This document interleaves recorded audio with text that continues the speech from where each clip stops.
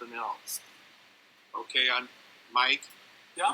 Under grading, you have entry, reports, utilities, transcripts, test scores. Oh, okay. I see it down here.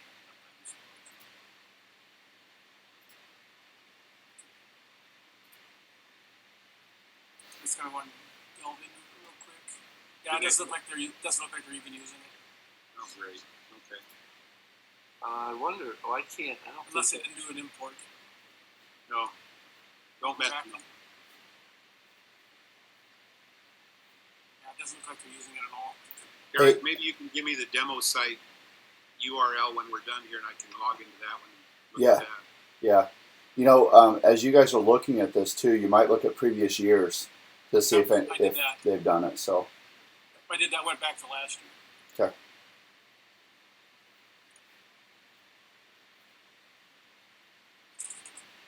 Oh, so the only one that's filled in on the demo site is Matt. Well, if that's the case, if I can get access to that one, I can create one to send this guy. What site are you at, Bill? What's the URL? I'm at clientservicesiowa.onlinejmc.com. Yeah, that's the one I use.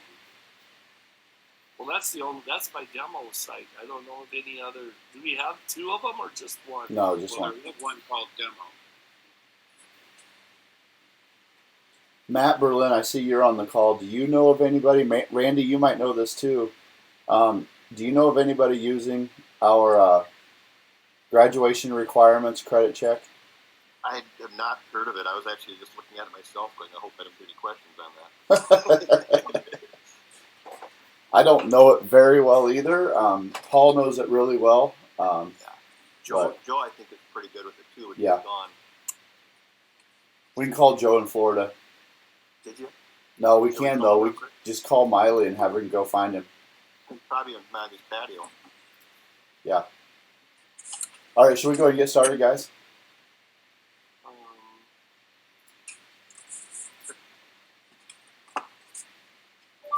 Credit checker feature of JMC. Can everybody see my screen? Presentation? Yep. Okay. All right. So I am filling in for Paul, as you guys can see. He is on vacation somewhere. Oh. I am Paul Freed, the league trainer at JMC. I am the best joke at... Wait a minute. How did that get changed? I think this is where we need an open forum on jokes. He is the best joke at JMC. That's a nice typo. I don't know how that got in there. It usually... So I'm not sure. All right, why are we here? We're going to explore new features that have been or will be released, walk through task-based items that I can't say that word, that's why I skipped it. Items that clients will be completing during specific times of the school year, review JMC module functionality, educate, you guys have seen this. What's on tap today? Revisions in medical emergency plans, communication records, display primary contact info. I'm going to be talking about the iCal integration for the new family app and how you can bring over events from places like Our School Today or Google Calendar. And then Q&A on tech support and training hot topics. All right. Revisions in medical emergency plans. We're not talking about software revisions here. We're talking about when new medical emergency plans are created or uploaded for a student. We're not just dismissing the old ones. We are keeping track of revisions that have happened there. So think of this as like Google Docs, where you can go back in history and see changes that have been made, see old versions of the same document, restore those versions if you need to. That's what we're looking at here. Matt, feel free to jump in. Eric Doyle, Nick, Randy, on any of this stuff, please feel free to jump in and talk about that. Very easy to do though. So we're in the medical emergency plan for a student. You guys know that you can type an emergency plan. You can now upload files that support that medical emergency plan. One of the things I like to talk about in my trainings with schools is that you can use, like, this is a great example. His EpiPen is his red backpack. What I tell schools to do is highlight the word EpiPen and link out to maybe a CDC article on how to use an EpiPen. Because this is shared with teachers, so it might be a really nice feature for them. This new update allows you to see how students' medical conditions have changed over time, or at least how their medical emergency plans have changed over time. If you click the revisions drop-down list, you're going to see previously entered med emergency plans. You can select the date of the one that you want to view, but you're not overriding anything. All of them are still in there. And off to the side here, you can actually see who entered that. It says entered by Paul in this case, but as long as people have their own JMC office login with medical privileges, then you're going to see their name next to the words entered by. Questions or comments over this? Eric, sometimes when you share stuff like this, I have a nudging that we should send that information directly to nurses in our territory. Because sometimes I think that there's not always a very good common knowledge pool amongst our various users. Does that make sense? Mm-hmm. Yeah, one of the things that we've kicked around a little bit are user groups. Let the nurses get together, and the webinar today is kind of along that same line. The weekly webinar that we're doing is a bunch of like 5 or 6 office staff members just kind of kicking around ideas and what they use JMC for, and maybe learning from each other. So I'll let you and Brett work with that, and it might be a targeted marketing message from Emily sometime. So, all right. Communicate. This is a new feature as well. Communication records now display primary contact info. So if you create a new communication record on a student, you're going to see the primary contact info right here on that main screen. This, I believe, was a user voice entry. It was an idea from a client. So I believe that's where that came from.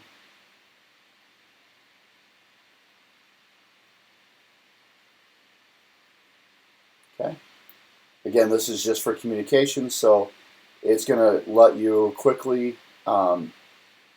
maybe contact this primary user, primary contact info, to kind of follow up on this communication record or ask other questions about it. But it saves the people from having to go back to view student data to see that information. Questions or comments about this one? All right, moving on. So this is the big one for today.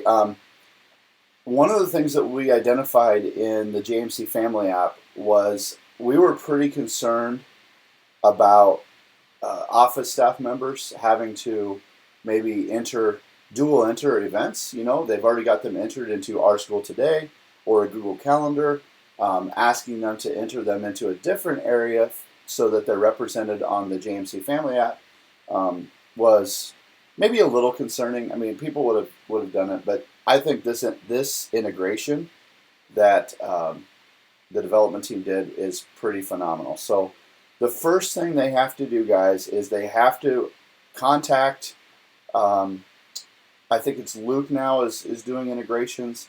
Luke has to turn on the Our School Today integration for the school. Okay, so just like any other integration, it needs to be turned on. Now,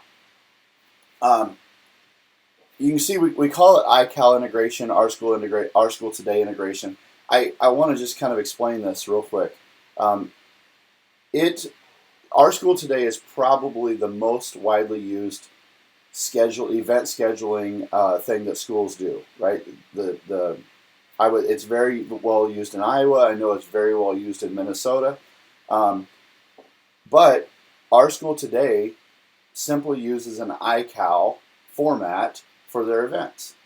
So because it was developed in such a way that it can use iCal, our school today is not the only thing that it can use. Okay, we can integrate with any service that uses iCal format for their events. So, for example, Google Calendar has an iCal export or an iCal feed. I think it's called a feed. So, if a school has their events already on a Google Calendar, then we can use this integration as well. Matt, if I'm saying something wrong there, please jump in. But that's the way I understand it. Yeah, that's correct. If there's basic information in the iCal, so like or Google Calendar, because you can do the export to iCal from Google Calendar, it would have to have a start time and end time, event name, or which is the title of the event. It'll be able to be pulled in just like it was coming from our school today. So yes, anything that uses iCal can be used in the same functionality. So it's pretty cool. Great. Hey guys, just have to walk by it. I just had Luke change about 45 minutes ago the references on the edit activity page that said our school today. Now just say iCal. So we made the Office software generic. Great. So right here, we're under product, it says iCal instead of our school today. I'm not seeing your Oh, screen. I'm sorry. Right. On the integration screen, you're saying though. Yeah, that'll say iCal, and then on the edit activity page, there's a box for a URL that'll say iCal Yep. URL. Great. Okay. Awesome. Yeah. Yep. Okay. Thank you. The one thing to note about this integration, and I don't think this has changed, Matt, you can jump in, but this integration and really all of the integrations, we allow them to change the write time, the integration time, the time that it's going out and pulling events in. But I believe we're still recommending that you stay away from about 11 p.m. to 5 a.m., right, Matt? That's when our backups happen? Actually, I just finished that project here this last sprint week. Where now, instead of allowing them to type in a text box, it's just a text field right now on the old version. The new version, it actually gives them a time picker, and that time picker will limit them from, I think it's like 8 a.m. till 9:48 in the evening. So they won't have the opportunity to try to schedule it during their backup procedures. So that'll be coming soon. I think it's going to be tested tomorrow. Great. It was something we discovered during the Google Classroom integration, guys, that the people were changing their Google Classroom write time to during the night, 1 a.m. or whatever, and that was interfering with the nightly software backups that Matt does every night. So we were changing that. Matt, is that change checked in? Is that going to be for every integration? Yes, it Okay. would be for every single integration, yes. Great. Thanks, Matt.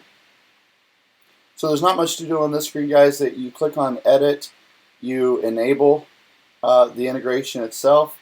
You'll have to click on a little clock icon, I'm guessing, and choose a time for the integration to take place overnight, and then click the Update button to finish enabling. Now, these screens are taken from our school today. Okay, so this is a specific example of an iCal integration, but this is from our school today. So in order to, I can just kind of overview this for you. What we need to do is we need to go out to our school today and get a calendar link from them, and then put it into JMC in the activities area. And that's what links JMC to Our School Today. Okay? But it has to be done at the activity level. So what I mean by that is if you're going to go out here and grab the baseball boys junior high schedule, that iCal link, you have to have a boys junior high baseball activity in JMC Office to link that to. It's a one-to-one link. It's a one-to-one integration. Okay? So to grab, out here on Our School Today, we're going to click the eyeball beside View Schedules. We're going to go down and choose an activity, and then click the View button, and that's going to bring up a new window. In that new window, off to the kind of in the back here, that marker's off, but we have to click the subscribe link. Okay, so when you choose to view a schedule, you're going to get the subscribe link in the upper right hand corner. You click that, and then it's going to bring up different ways that you can subscribe to that calendar. One of them is iCal. And it's denoted, it's kind of covered up by the menu here, but it's denoted by the little calendar icon in this window. When you click, when you right click the iCal icon, which looks like a calendar, you're going to want to copy link location. If you're on Chrome, it's going to say copy link address. But either way, you're going to want to copy that URL. Now, what do we do with it? We've got it copied. Now, like I said, we're going to go over to activities in JMC Office, and we're going to find the activity that matches the calendar that we just copied. Eric, when you say matches, are you saying like word for word? No, no. You just have to have that type of activity available. You just have to have that type of activity. Just know that if you pull in the girls' varsity basketball calendar from Our School Today and drop it into middle school speech, then those kids that are involved in middle school speech are going to see a lot of events that don't pertain to them. Okay. So you come over here, you find the activity that closely matches the calendar URL that you just copied, and right down here, Our School Today link, I think Bill just said it's going to say iCal link. You're going to paste it into that field.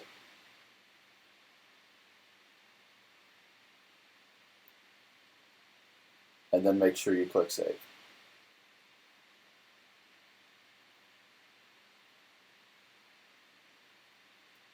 Okay, so Matt chime in here, or Bill, or whoever else is on that about the family app. But now when you go ahead, Matt.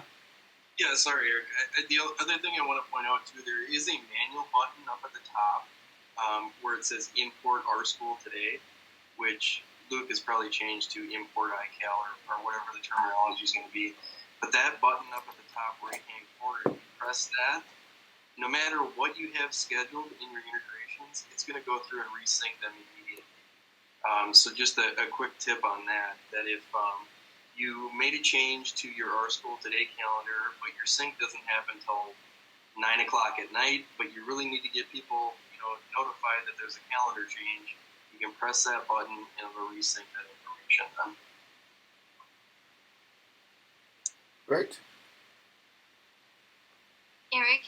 Yes. So the purpose of, you went to this activity screen. Mm-hmm. The reason why you did that is so that they'll just see the activities for just that group. Won't the calendar, everybody gets to see the calendar? Or no? You have to be part of an activity to see the calendar? That's right. Matt, correct me there, but I believe you, on the app, on the family app, if you have a child that is part of that activity, you will see that event on your app. Right. There's actually two different ways that we can handle that, though, Tammy. One is the activities. So the activities, if your child is in that activity and it's linked to Our School Today, you will only see those activities that are attached to your actual child. Now, there is a school calendar feature or a school event, which you could then, if you have school events or notifications about, like, let's say school closings or 2-hour late starts that are scheduled, that could be its own calendar or its own iCal, which can then be synced into the JMC that way then also. Well, actually, we'd have to create an event for that, though. I'm sorry. That probably wouldn't work. All right. I was just trying to think through that because we do have the school calendar, too. That's a good point, Danny. We should maybe see. I'll write that down because maybe we can add it a different way for that, the all school calendar. See, now Our School Today connects to our website calendar, and so I get the fact that, okay, if I set up my activities there and my other events, like, we have early release on Wednesdays, we have purple and, well, we still have purple and white days yet, is all on my calendar on the website. Mm-hmm. Is that something I'd have to look into to try to get the calendar on the website to link? Well, yeah, from the Our School Today, we can grab all events for your school in an iCal. So that's what I'm going to look at. I'm going to see if there's a way that I can get it to sync to the master school calendar that we also have that's used for the family app too. That way, then I'd get you all of the school information. Now, I don't know if we want to do all activities though, because then every single family is going to see all activities in the family app for everything that's going on in the school. But maybe like your scheduled 2-hour late starts, your days that you don't have school, those would maybe be what we want to import into that school calendar then. Because the other way it's getting more targeted, where it's specific to your family.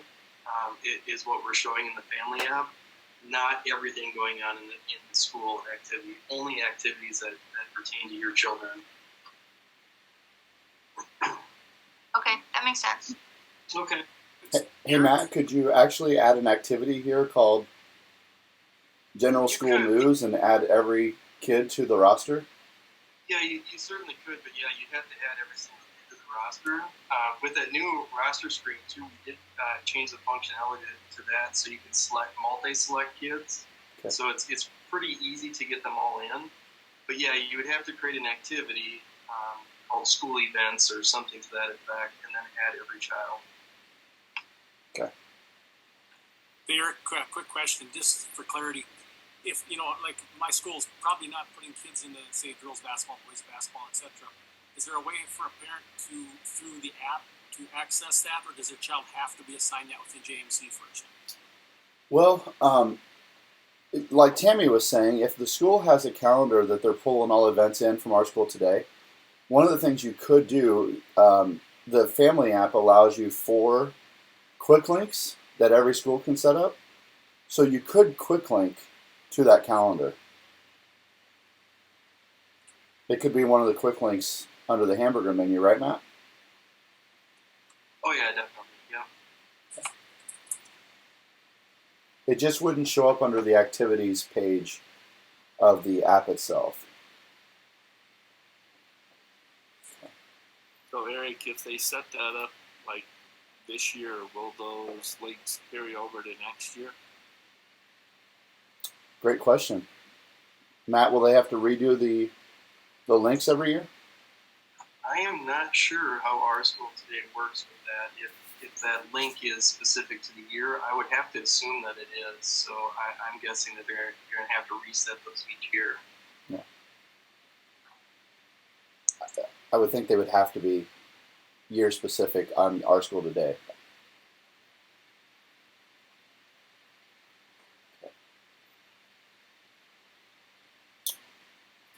Anything else on this part?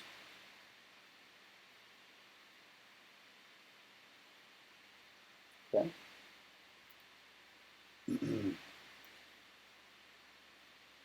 that's the end of my presentation. Does anybody have any further questions on the 3 features you saw today? If not, we can head to any questions for support or anything support has to offer the group.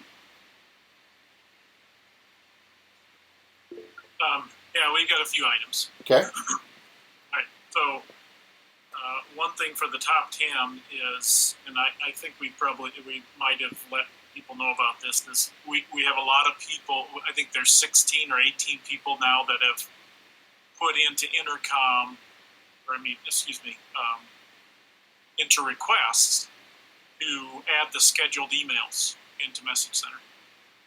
Right now you can schedule a phone call, you can schedule a text, but you can't schedule an email. And so that's huge right now. We have a lot of people wanting that. So don't know when that could happen, but that'd be a top 10. Okay. Number 2, just to throw this out to the developers, etc., we had a meeting with Jeff last week, Randy, myself, and Joe, and Jeff said that he wants us to start using Jira instead of Fixes, so we started to do that. So we would like to make sure that all the developers are on board with that, to make sure that they're seeing those things. Jeff said something about, well, in the interim, maybe we just need to put it in Fixes and Jira, and I said, no, we're not doing that. We're either going to go one or not. So we need to make sure that our developers, Matt, have you been able to see those okay? Do they go to the bottom of your list? Because we've had a few that we've sent in and we don't think anybody really sees them. Yeah, I am seeing them. It's hard to tell what order they're coming in because there's been changes, and what happens is they keep getting pushed up or down. Okay. So, Randy, have you been seeing the ones that I've fixed for you today? I've been taking your name in them. Yep. I get, every time you move one, I get an email. So, but if you ping my name, I've been seeing them, and I've actually been trying to get a hold of all these people. And I guess I'm not clear when you tell me they're fixed.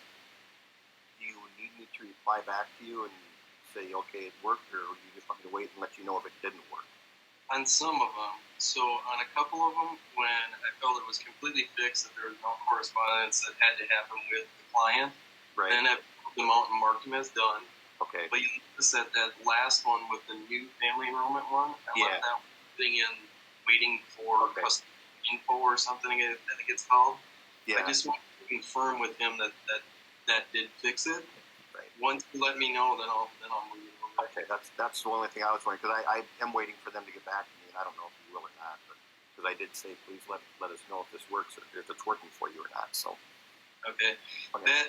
That one is actually a tech support issue that I'd like to bring up too. So we've been running into this more and more, where people are copying and pasting from other applications into our large text fields. And what they're doing is they're copying and pasting things that may have emojis and other things in there right now, which is causing issues. So I think Luke has been working on trying to work around some of those emoji issues. What we're going to have to do as a development team is start implementing that all over the place. I think, Randy, you can confirm this, but I think I fixed 3 of them today that were similar to that. Yeah. You had 2 or 3 that you had to fix like that. So just keep that on your radar. If somebody gets an error entering in a large comment box, right now it might be that they try to paste an emoji into that too. Well, and the one where they were using it was in that student special ed screen or whatever. Is there anything that I can see or that I could have noticed? See that they tried to paste something in there? No, that one was nasty because it looked like they copied and pasted from a Google Doc sheet, which had hidden style sheets in there, which if it's referencing a style sheet that we don't have in James, so it was not displaying it. So no, I pulled that. Because I couldn't get it to delete, I couldn't get anything to happen. So just wondering if there's something I could have done to say, okay, this is what happened here, and let you know as well. But okay, not in that case. Okay, so Matt, is what we're doing, you think okay, or do we need to?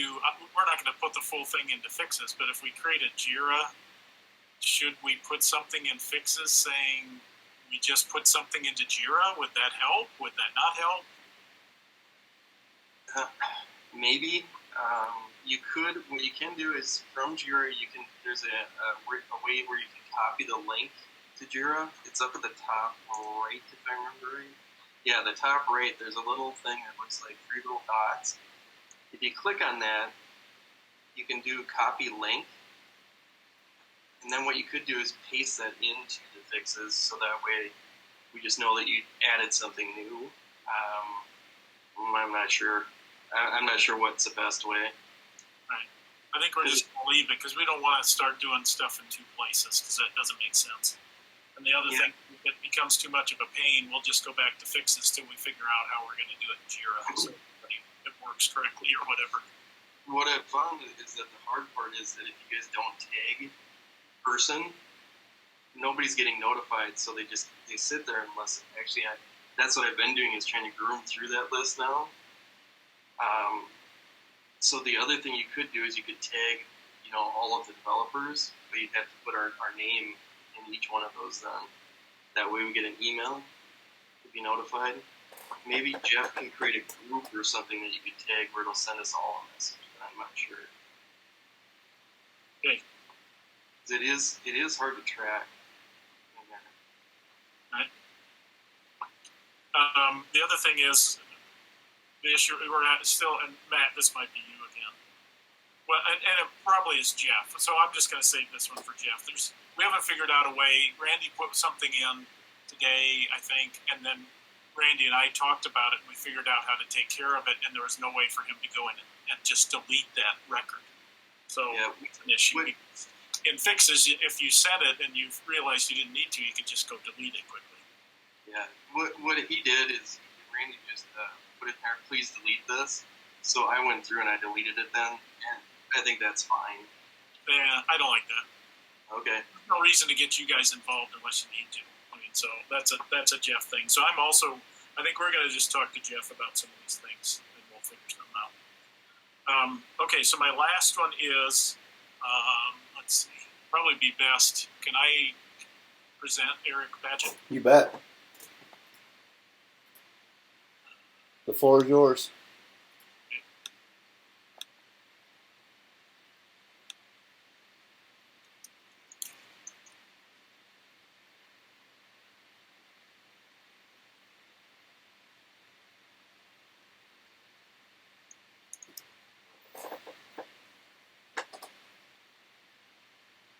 Matt, since you're here, it's going to be kind of you. So, an issue that we have is when we go to grading transcripts, edit transcripts grades, you can't edit the current school year. You can switch back to a past school year, and you can edit. That would be correct. School year. Yeah, that would be correct, and there's reasoning behind that, Eric. Because we don't want you to change the grade value on the transcript that is currently being accessible. So you'd have to do that under grading utilities, edit grade values, then up to date.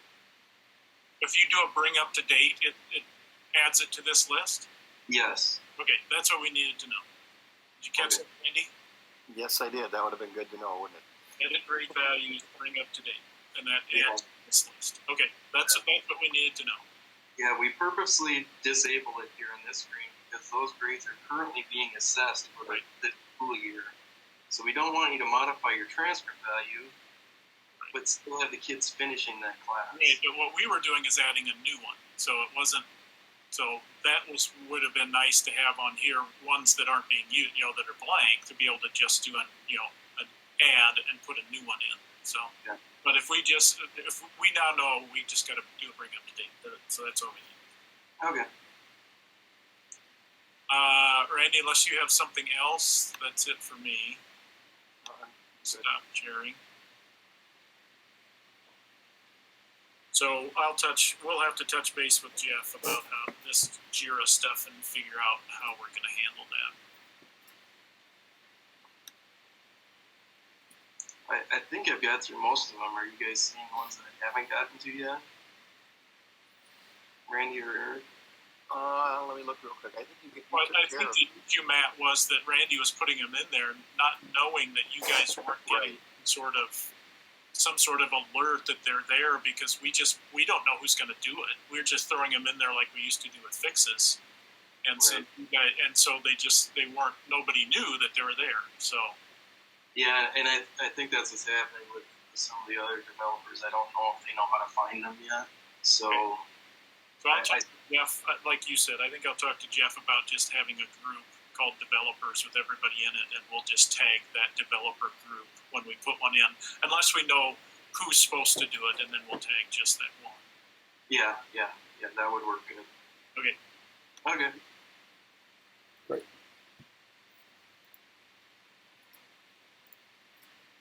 Okay. Anything else for support or any questions from? Eric, are you on the weekly webinar then for Paul this week too? Yes, sir. Alrighty. I have a question about the integration. Eric, what supporting materials do you have for the team to help field any questions or users who may have questions? That is a fabulous question. We have articles out that I'm going to have to revisit to make sure they are generic as iCal, and then maybe create. Emily, we need to talk about that, because I think I created one article that was basically Our School Today, but we probably need an iCal integration article and then a separate Our School Today, because there are some steps involved in that. But there are articles out there. They are going through proofing now, I believe. Well, I would second that. With the launch of the Family app coming up, we actually mentioned the iCal integration in the presentation, so I would for sure have materials that will support the tech support team ready in case they get those particular questions. Okay. So we can talk about that more at our check-in with Bree, but I would for sure have those. Yeah. We can prioritize those with the proofing team and see where they're at. But okay. They are created, but we might need an additional article just to level set about the integration itself and make it more generic for iCal. Sure. Okay. Eric, I got one quick question. Right now in the Minnesota legislature, there's a bill going through that's going to require all schools to, for all PSEO classes, are going to have to give weighted grades. Where in JMC is that accounted for? There'll be a lot of questions about that forthcoming if this passes. For weighted grades? Is that what you said? Yes. Give me 1 second. So I can answer that one if you want. Matt. All right. So if you go to schedules, Eric, can you steer for me? Yeah. What are you seeing right now? I'm looking at integrations. Okay. So schedules. Schedules, and then you're going to go. Well, actually, the first step that we need to do is go to grading, and then go to utilities, edit grade values. On this screen, this is where you can define all your grade values. You'll notice that we have three columns there in the middle. One that says regular scale, raised scale, lowered scale. So this is where they could enter in their raised grading scale for those classes. So now to actually attach that to your PSEO course, you then go to schedules, you then go to course, and then go to course data, or edit course data, sorry. And up at the top there in the find box, we'd find our class that we're looking for. So your PSEO classes, or whatever class that you want to either raise or lower. Then over on the far right-hand side, there's a drop-down that says grade scale. By default, it's going to be using the regular grade scale, but on these PSEO classes, you can then change them to raised in this case then. Perfect. Thanks a lot, Eric. Like I said, this will be pervasive if this happens. So. Yeah, no problem. And then the other option that we do have too is you can actually override credit amounts too. That was a new feature that was added last year. So that can be done on an individual student basis if it's not just an entire class. So that would be done under edit schedules. Eric's already there. And over on the far right hand, there's an override quick link there. And when you pop that up, you can actually edit the classes that the kids are taking here, Mike. And you can actually override the credit amount. So if it was the normal credit for a kid, let's say it was 2, but in this case, this child is taking some type of advanced, physics class or physics in the same class. We want to override it to 2.5. We can do that right here then. And that, again, is only on an individual basis. So that student is the only one that's going to get that overridden credit.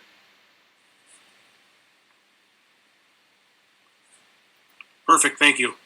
No problem.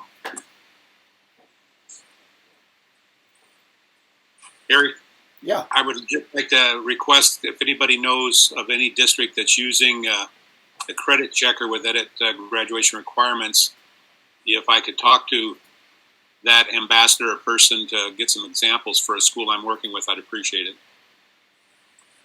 What Chris is talking about is grading, credit checker, edit graduation credit requirements. This screen here. So.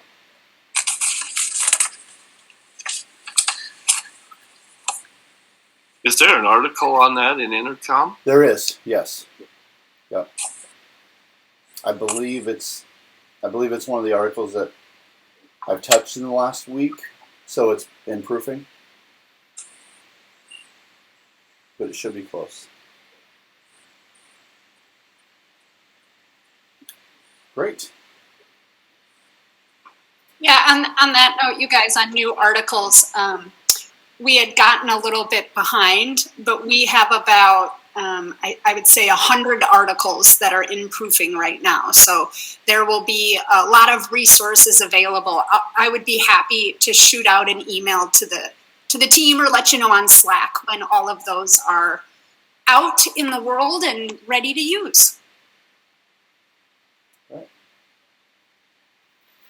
All right, well, last call. Anything else before we sign off? All right, well, thank you guys for joining. I've got this recorded, and I'll get it into the Basecamp card later today. Thank you, everybody. Thank you. See you. Thanks, Eric. Yep. Thanks. Hey, Chris,